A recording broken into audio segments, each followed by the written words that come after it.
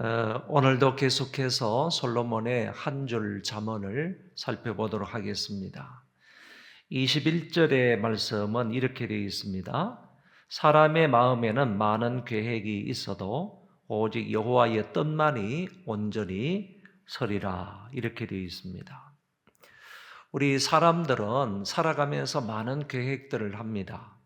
그러나 그 모든 계획대로 되는 것은 아닙니다. 수많은 인생의 계획이 있어도 오직 하나님의 뜻만이 온전히 선다 하는 사실을 부정할 수가 없습니다. 우리의 계획 가운데 하나님의 뜻에 합한 것들만 이루어진다, 그런 뜻입니다. 또 달리 말하면 하나님의 허락이 없이는 절대로 하나도 이룰 수가 없다, 이루어지지 않는다 하는 말씀입니다.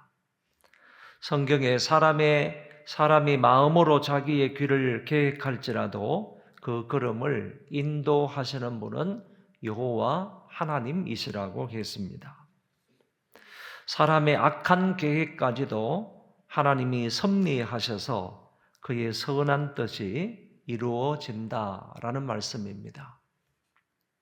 그래서 또 다른 성경에 보면 악인은 악한 날에 적당하게 지으시고 하나님이 쓰신다, 이렇게 말씀하기도 합니다. 예전에 어떤 분이 저한테 좋은 책을 하나 선물로 주셨는데 그 책 제목이 존 파이퍼라는 목사님의 섭리라는 책입니다. 그게 상당히 두껍게 되어 있더라고요. 그 일부분을 조금 읽어봤는데 그 가운데에서 이제 앞에 서문하고 좀 읽어볼 때 그 존 파이프 목사님은 창세기부터 요한계시록 마지막까지 섭리라는 그 말씀을 중심으로 해서 살펴본 말씀인데 성경 구석구석을 다 살펴보았다, 섭리 입장에서 그 말씀을 해석하고 있는 것을 보았는데 참 많은 깨달음이 있었습니다. 그 가운데 제가 본 그런 부분에 그 의미 있는 말은 어떤 말이었는가 하면은, 하나님은 악한 사람도 섭리하시는데 특별히 바로와 같은 그런 사람들을 악한 사람이지만은 그 사람의 마음을 완고하게 하셔서 하나님은 선하신 뜻을 이루어 가신다 하는 부분을 설명을 하면서 그분은 이렇게 얘기를 했습니다. 하나님은 완고하게 해서 그 사람이 완고한 마음으로 어떤 행동을 했을 때 행동을 하고 난 이후에 그 모든 일들을 하나님이 섭리해서 당신의 선하신 뜻을 이루는 것이 아니고 그 완고한 마음, 악한 행위 자체를 하나님은 섭리하신다, 이렇게 말씀을 하시더라고요. 그러니까 우리는 저 사람의 마음이 완고하게 되는 것, 악한 행동을 하는 것, 그거는 하나님이 섭리하시는 게 아니고 그 사람이 악한 행위나 그런 그 완고한 마음으로 행위를 했을 때, 죄를 지었을 때, 잘못을 했을 때 그것을 통하여 하나님이 섭리하셔서 선한 당신의 뜻을 이루어 가시는 것, 이렇게 생각할 수 있는데 그분은 그렇게 말하는 것이 아니라 완고한 마음 자체, 그리고 악한 행위 자체, 그것을 하나님이 섭리하신다, 이렇게 말씀하고 있는 부분을 볼 수가 있었습니다. 악인을 악한 날에 적당하게 지으시고 쓰신다 하는 이 말씀을 그렇게 해석을 했다고 볼 수가 있겠습니다. 아무튼 우리 신약 성경에 잘 나타나 있는 우리가 알거니와 하나님을 사랑하는 자, 곧 그 뜻대로 부르심을 입은 자들은 모든 것이 합력하여 선을 이루느니라 하는 이 말씀을 우리가 살펴볼 때에 사람의 마음에는 아무리 많은 계획이 있다 할지라도 하나님의 뜻만이 이루어지고 하나님의 뜻만이 세워진다 하는 사실을 말씀할 수 있겠습니다. 22절의 말씀은 사람은 자기의 인자함으로 남에게 사모함을 받느니라. 가난한 자는 거짓말하는 자보다 나으니라. 여러분, 인자함이라는 것은 사람의 좋은 그런 성품입니다. 이 인자함은 친절하고 호의적이며 너그럽고 남을 불쌍히 여기는 마음입니다. 그 반대의 마음은 무정함이고 냉정하고 이기심이 많고 거칠고 가혹한 것을 말합니다. 이 인자한 좋은 성품을 가지고 있으면 남들로부터 사모함을 받는다고 했습니다. 남들로부터 사모함을 받는다는 이 말은 남들이 우러러 사모하게 되고 남들이 나를 따른다, 그런 얘기입니다. 좋은 감정을 가지고 나 자신을 따라온다, 이런 의미를 담고 있습니다. 그래서 이 인자함, 사람에게 좋은 성품을 가지고 있으면 남들이 좋은 감정을 가지고 나를 따라온다, 이렇게 성경은 말씀해 주고 있습니다. 다시 말씀을 드리지만은 이 인자함은 남들에 대한 친절함이고 호의를 베푸는 거고 너그럽고 남을 불쌍히 여기는 마음이다. 그런 마음을 가지고 생활하게 되면 남들이 좋은 감정을 가지고 나를 따르게 된다, 이렇게 가르쳐주고 있습니다. 이어서 가난한 자는 거짓말하는 자보다 낫다. 이 말은 차라리 가난하면 가난했지 거짓말은 하지 말라, 이런 얘기입니다. 결국에 이 가난은요, 죄가 아니지만은 거짓말은 죄라는 거예요. 그러니까 가난하게 살지언정 정직하게 살아라, 거짓말하지 말고 정직하게 살아라 하는 말을 여기에서 하고 있는 것입니다. 그래서 우리 성도들이 가져야 할 아주 귀한 성품 중에 하나가 인자함이고 정직함이다 하는 사실을 이 구절을 통해서도 가르쳐주고 있습니다.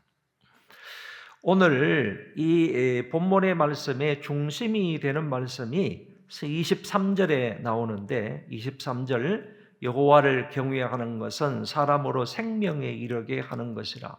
경외하는 자는 족하게 지내고 재앙을 당하지 아니하느니라. 여러분, 여호와를 경외하는 것은 인간의 첫 번째 의무입니다. 하나님 여호와를 경외하고 경배하는 것은, 예배하는 것은 우리 인간이 해야 할 여러 수많은 일들 가운데에서 제일 첫 번째로 해야 할 일이다. 왜냐하면 하나님이 우리를 당신의 형상대로 만들어 주셨기 때문입니다. 하나님이 형상대로 지음을 받은 존재는 우리밖에 없어요. 우리 인간밖에 없다는 거예요. 그렇기 때문에 인간을 당신의 이 귀한 형상으로 창조하셨을 때에는 그 당신의 형상대로 지음을 받은 존재들을 통하여 하나님이 경배를 받으시기 위함이라는 거죠. 경외함을 받기 위해서 우리를 그처럼 귀한 존재로, 소중한 존재로 만드셨기 때문에 인간은 그 누구를 막론하고 하나님의 형상대로 창조함을 받은 사람은 마땅히 하나님 여호와를 경외하는 것이다, 이렇게 말할 수가 있는 것입니다. 우리가 하나님을 경외하는 것이 마땅하대요. 마땅함에도 불구하고 하나님 여호와를 잘 경외하면 하나님께서 오늘 여기에 세 가지 유익과 복을 주시겠다고 약속을 하셨어요. 이 세 가지 유익과 복이라는 것은 한 단어로 되어 있지만은요, 너무 귀하고 좋은 것입니다. 그런 사람으로 생명에 이르게 하겠다. 다시 말해서 여호와를 경외하는 사람에게 생명을 주시겠다 그랬습니다. 왜 생명을 주시겠다고 했는가 하면은 시편 기자 다윗의 말씀을 보면 하나님은 생명의 원천이기 때문이다 그래요. 그러니까 그 하나님 여호와를 잘 경외하게 되면요, 생명의 원천이신 그 하나님께서 제일 귀하고 가치 있고 영원한 생명을 그 사람에게 주겠다. 당신 자신을 잘 경외하고 경배하고 섬기는 그 사람에게 생명을 주시겠다. 이렇게 말씀을 하신 것입니다. 두 번째는 경외하는 자는 족하게 지내고 그랬습니다. 하나님으로 인하여 만족함을 얻는다는 거예요. 이거는 마음의 평안도 말하고요. 그리고 물질적인 안정도 말하고요. 여러 가지 하나님으로부터 주어지는 그런 모든 복과 은혜를 일컬어서 말하고 있는 것인데 그 모든 것으로 인하여서 영육적으로 만족함을 얻는다 그랬습니다. 여러분 이 한마디 말씀만 보더라도 하나님 여호와를 잘 경외하는 자에게 주시는 하나님의 은택이 얼마나 큰 거예요. 얼마나 귀한 겁니까? 얼마나 중요한 거예요. 저와 여러분들의 영육을 만족해 해 주시겠다고 그랬습니다. 여러분 어느 누가 무엇으로 우리를 만족해 할 수 있겠어요? 저와 여러분의 삶을 누가 만족하게 해줄 수 있냐고. 그리고 무엇으로 만족해 줄 수 있냐고요.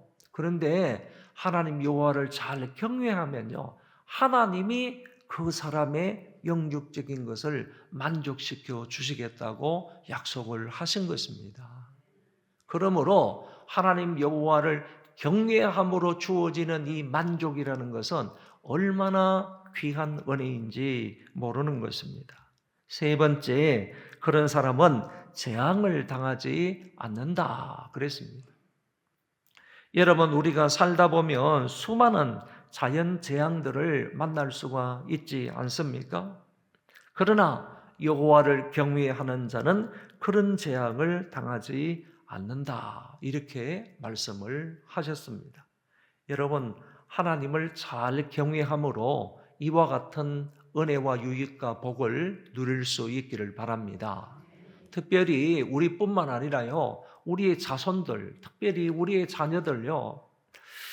제가 이 곰곰이 생각을 해보면요, 우리의 자녀들과 손자, 손녀들이요, 자칫 잘못하면요, 하나님을 경외하면서 떠날 수 있어요. 떠날 수. 세상에 지금 유혹들이 얼마나 많이 있는지 몰라. 그리고 우리들의 손에서도 우리의 자녀들과 우리의 손자, 손녀들이 멀어지고 있어요. 멀어지고 있어요. 그러니까 하나님 여호와를 경외하는 거 우리가 잘 보여주지도 못하고요. 잘 가르치지도 못한단 말이에요. 우리들 손에서 우리의 눈 속에서도요. 우리의 시야 속에서도 멀어지고 있어요. 점점 멀어지고 있어요. 그러니까 우리를 통해서 하나님 여호와를 경외하는 것을 보지도 못해요. 가르침을 받지도 못해요. 그런데 세상 속에 살면서 유혹은 또 얼마나 많아요. 그러니까 손쉽게요, 우리의 자녀들이 하나님 여호와를 경외하는 데서 떠날 수 있다니까요. 떠날 수 있다니까요. 하나님 여호와에 대한 존경심이 없으면요, 경외심이 없으면 신앙은 없는 거예요. 없는 거예요. 여러분 성경을 가만히 보면요, 내 부모를 공경하라. 그러고 나서요, 부모에게 순종하라 그랬어요. 하나님 여호와도 마찬가지예요. 부모도요, 공경하는 마음이 우선되지 않으면 절대로 그 부모의 말에 순종할 수 없어요.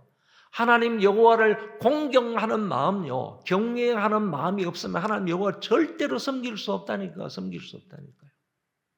여러분 하나님을 좀 공경하는 마음을 가지세요. 이런 마음. 경외하는 마음이 있어야 하나님 여호와의 말씀에 순종할 수 있는 거예요. 오늘 여기 23절의 말씀을 꼭 마음에 새기시고요, 저와 우리 모든 후손들이 하나님을 잘 경외하는 자가 되어지기를 바랍니다.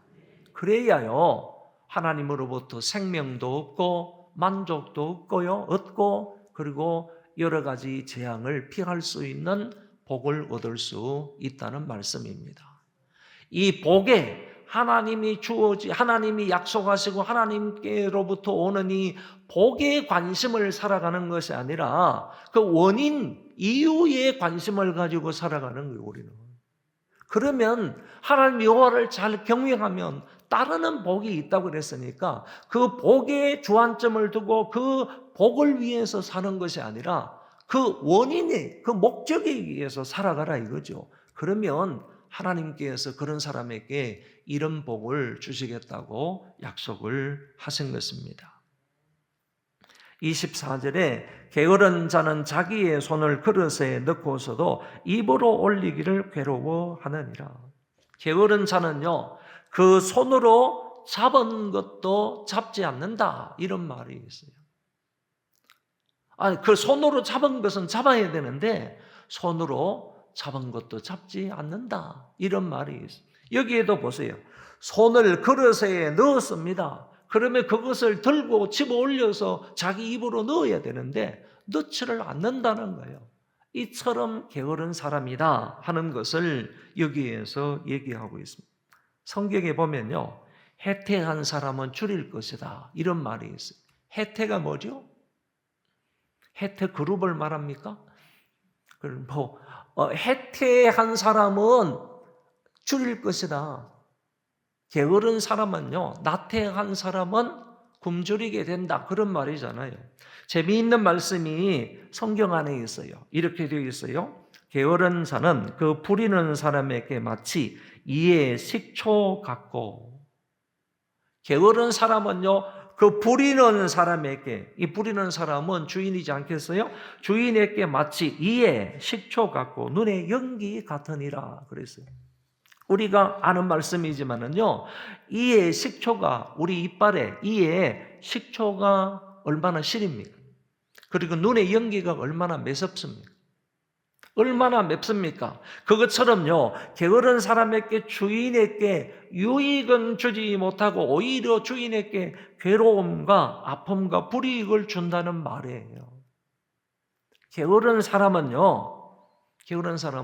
자기 주인에게 아픔을 준다, 괴로움을 준다, 고통을 준다 이렇게 말씀하고 있기 때문에요. 우리는 우리 주인 되시는 하나님 앞에서 게으름을 피우면 안 됩니다. 나태하면 안 된다는 거죠. 항상 성실해야 하는 것이죠. 성경은 분명히 신자들에게요, 부지런한 손을 요구하고 있어요. 성경 구석구석에서요, 신자들은 어떻게 살아가야 되느냐? 손을 부지런히 놀래라. 발을 부지런히 놀래라. 부지런한 손을 요구하고 있다는 사실을 기억하시면 좋겠습니다. 25절에 그만한 자를 때리라 그리하면 어리석은 자도 지혜를 얻으리라 명철한 자를 견책하라 그리하면 그가 지식을 얻으리라. 여기 보면 좀 앞에 있는 말씀하고 좀 다른 말씀이 하나 나와요. 그만한 자를 때리라. 이 말은 그만한 자에게 매를 대라. 그리하면 어리석은 자도 지혜를 얻으리라. 그만한 사람이 어리석은 사람이라고 한다면 어리석고 그만한 사람을 매를 가하게 되면 그 매로 인하여서 지식을 얻는다. 이런 말이 지혜를 얻는다. 이런 말이 되는데 잠언 9장의 말씀에 보면 오히려요. 그만한 자에게는 책망도 하지 말라 그랬어요. 오히려 자기가 화를 당할까 싶어서. 너희가 오히려 화를 당할까 두려우니 그만한 사람에게는 책망도 하지 말라. 그런데 오늘 본문에는 그만한 사람에게 뭐요? 매를 대라. 그러면 그 사람이 지혜를 얻는다. 이렇게 말씀을 하고 있거든요. 그래서 성경 주석들을 면밀하게 살펴보니까 그만한 자에게 책망하지 말라 하는 이 말은 개인적인 상황일 때, 개인적인 상황에서 그만한 사람을 만났을 때는 그 사람을 개인적으로 책망하지 말아야 된다. 이런 얘기이고요. 오늘 본문에서 그만한 자를 때리라. 그리하면 어리석은 그 사람도 지혜를 얻으리라. 이 말씀은요, 공개적으로 징벌을 하라 하는 의미이라고 합니다. 그런 사람에게는 공개적으로 징벌을 하게 되면 그것으로 인하여 지혜를 얻을 수 있다. 이렇게 설명을 하고 있었습니다. 다시 말해서 이 두 말씀은 잠언 9장에 있는 말씀하고 오늘 19장에 있는 이 말씀하고는 서로 상충되는 말씀이 아니라 상황적으로 볼 때 개인적인 거 그리고 공개적인 거 그 상황적으로 볼 때는 합당한 말씀이다. 이렇게 볼 수가 있겠습니다. 다음 구절을 보세요. 26절 아비를 구박하고 의미를 쫓아내는 자는 부끄러움을 끼치며 능욕을 부르는 자식이라. 어제도 말씀을 드린 것 같아요. 이 자식들이 잘못함으로 인하여서 부모에게 욕이 돌아가고 부모의 명예를 실추시키는 이와 같은 부분에 관해서 얘기하는데, 결국에 여러분, 아비를 구박하고 의미를 쫓아내는 자가 있겠어요? 그런데 솔로몬 시대 때도 있었고요, 현재 이 시대 때도 있다는 거예요. 여러분, 여기 아비를 구박한다 이 말은요, 좀 더 정확하게 말하면 아비를 구타한다는 얘기예요. 단순히 구박한다는 얘기가 아니라, 말로써 구박한다는 얘기가 아니라 아비를 구타한대요. 구파한대요. 의미를 쫓아낸대요. 의미를 쫓아낸대요. 이때 아비와 의미는요, 힘 있는 아비와 의미가 아니겠어요. 아닐 거예요. 이 사람들은 이제 좀 늙어서 힘이 없는 그런 사람들을 때리기도 하고요, 집안에서 쫓아내기도 하고, 그거는요, 부끄러움을 끼치는 것이고 능욕을 부르는 자식이다. 이렇게 말하고 있습니다. 부모의 망신거리라는 거예요. 부모의 망신거리가 된다. 기쁨과 자랑거리가 아니라 부모의 망신거리 자식이 된다. 성경에 보면요, 아비를 때리고 아비를 쫓아내는 그런 사람은 돌로 쳐서 죽이라고 그랬습니다. 신약 성경에는 돌로 쳐서 죽이라고 그랬습니다. 부모를 공경하라. 조금 전에도 말씀을 드렸어요. 부모를 공경하라, 부모에게 순종하라 하는 이 계명의 말씀은 지금도 살아있는 계명이에요. 지금도 저와 여러분들에게 유효한 그런 계명이라는 거예요. 도덕법이니까 이 말씀을 마음에 잘 새길 수 있기를 바랍니다. 27절에 내 아들아 지식의 말씀에서 떠나게 하는 교훈을 듣지 말지니라. 여러분, 이 말씀도 꼭 기억을 하시면 좋겠어요. 여기 말씀에서 떠나게 하는 교훈이 있대요. 우리로 하여금 어쩌면 신자들에게도요, 하나님의 말씀, 이 지식의 말씀에서 떠나게 하는 교훈을 가르치고 전하는 사람이 있다는 거지. 이단들 아닙니까? 사이비들 아닙니까? 우리 주위에도, 우리 교회 안에도 있을 수가 있어요. 여러분들에게 다가와가지고 이 지식의 말씀에서 떠나게 하는 그런 교훈을 가르치는 그런 유혹하는 사람들이 있을 수 있다는 거예요. 성도들의 귀가요, 참 얇다고요. 그리고 담임 목사의 말씀에는요, 귀 기울이면서 정말 주의 집중해서 안 들어도요, TV에서 나오는 어떤 유명한 말씀, 유명한 그런 목사님이나 유명하다고 하는 희한한 능력을 행한다고 하는 그런 사람들에는요, 그런 사람들의 말에는 아주 주의 집중해서 말하는 사람이 있어요. 목사의 말을요, 담임 목사의 말을, 그런 사람들의 말을 듣고 비판하는 사람이 많다니까요. 자기 교회 목사님으로부터 말씀을 듣고 그 말씀을 통하여서 살아가는 사람이요, 다른 사람의 말을 듣고 우리 담임 목사의 말을 비판하는 사람이 있다니까요. 신앙생활을 잘하는 사람입니까, 그게? 여러분, 지식의 말씀에서 떠나게 하는 교훈을 듣지 말라 그랬어요. 듣지 말라. 그런 말을 듣지 말라. 오늘날에는요, 이상한 교회론을 주장하는 사람 많아요. 이상한 기독론을 주장하는 사람 많아요. 이상한 구원론을 주장하는 사람 많아요. 이상한 종말론을 주장하는 사람 많아요. 그런 유혹을 통해서요, 우리가 그런 귀한 지식의 말씀에서 우리를 이탈하게 떠나게 만든다니까요. 자기 사람 삼는 거죠. 자기 사람. 오늘 솔로몬은 내 아들아, 아들아. 이거는 하나님께서 우리에게 말씀하시는 것이라고 보세요. 솔로몬이 자기 자식들에게 내 아들아 이렇게 만약에 당시에 불렀다면 하나님께서 우리 보고 내 아들아 지식의 말씀에서 떠나게 하는 교훈을 듣지 말지니라 이렇게 말씀을 받아들이시면 좋겠습니다. 28절에 망령된 정의는 정의를 업신여기고 악인의 입은 죄악을 삼키느니라. 29절 마지막 절 심판은 거만한 자를 위하여 예비된 것이요 채찍은 어리석은 자의 등을 위하여 예비된 것이라. 심판과 채찍은 무엇을 위해서 준비된 것이냐라는 것입니다. 심판은 무엇을 위해서 준비된 것입니까? 거만한 자를 위하여 준비된 것이고 예비된 것이고 채찍은 어리석은 자를 위하여 준비된 것이다. 그러니까 이 심판과 이 채찍은요 거만한 자, 어리석은 자를 위하여 준비된 것이다. 그렇기 때문에 거만한 자는요 하나님을 업소히 여기면서 하나님의 말씀도 막 거절하고 대항하는 이런 거만한 사람은요 반드시 심판을 면치 못한다 그런 얘기고, 어리석은 자는요 항상 그 등에 무엇을 부르느냐? 채찍을 부른다. 이거는 필수적인 사항이 된다 하는 것을 우리에게 말씀을 해 주셨습니다. 한 가지 말씀으로 결론을 내립니다. 여러분, 우리는 말씀을 듣고 지키는 자가 되어서요 하나님 여호와를 잘 경외하는 자가 되었으면 좋겠습니다.